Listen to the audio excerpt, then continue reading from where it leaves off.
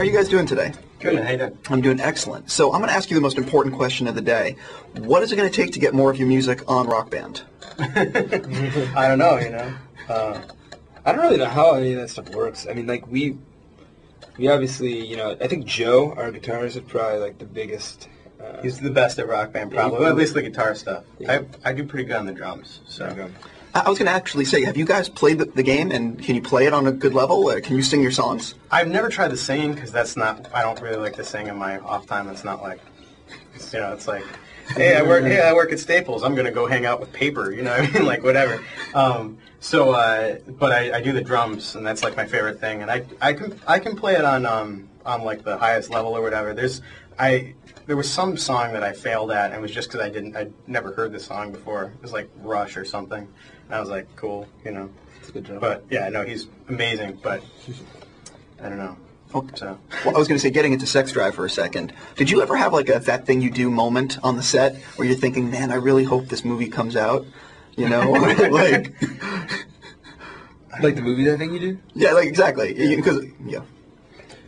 Yeah, when we were filming it, when we got brought up to film it, it was a lot of, we were like, I guess we're just going to Florida. I don't really know. We didn't really know much about the movie, so it was really trusting that Seth wouldn't be in something that was unfunny in his own perspective. Yeah, you know what? This thing panned out for us really well because it was totally blind luck. But, you know what I mean? Like, it was basically like Seth was like, hey, I'm doing this movie, and we're like, deal. You know what I mean? Like, yeah. And it's easy for us to say we think it's a good movie and think it's really funny because we don't really have anything to do with it. So we don't need to, like, sit here and hype it and be like, it's funny because Fall Out Boy wrote it or something. This is just a really funny, good movie, and it's genuine. And when I saw the screening, I was like, I can't believe it. I can't believe we're even in this thing. Yeah. We're associated with this thing because I thought it was really good. I actually thought the same thing. I went in not thinking, oh, this is going to be mediocre, but it's actually a really good movie. Really effing good movie. Well, and there's some just great, like, just awesome lines in there. That, you know what I mean? Like, there's so many things where I'm like, I really hope enough people see this that this at least becomes one of those cult things because there's so many, like, good quotes in it. There's so many good, like, moments in it. It's Brothers just ridiculous. Yeah, exactly. So I was also going to, you guys, I believe, were followed by a famous filmmaker to do a documentary. Can you give us a status on what's up with that? No, because we don't know what's up with it. It's Albert Maysles, who's a legendary filmmaker, and I have no idea what he wanted to do. I think he's still trying to figure out what the narrative is because I think he puts it together as it goes rather than kind of in this, the YouTube MTV generation where they kind of write the story before you get there. He's like a true, like, old school guy, and he is just figuring it out as he goes, So yeah. I think that's.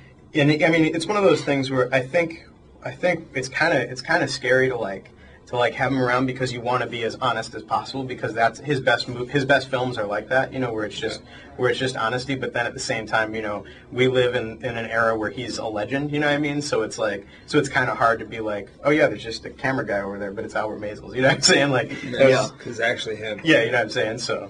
Okay, so I wanted to ask you, you guys have toured the world, so the big question is, favorite city you've been to and best nightlife that you've been to, and what city?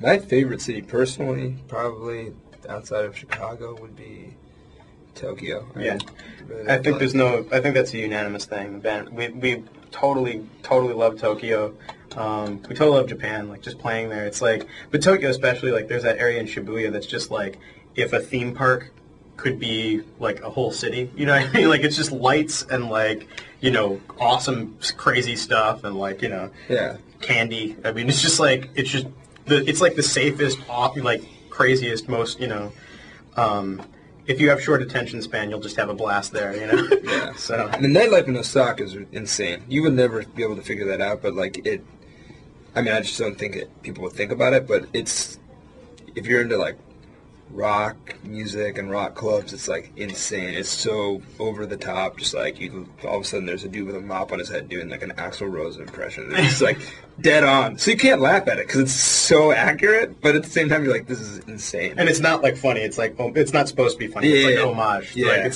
It's crazy over there. It's one of the most entertaining places I've ever been.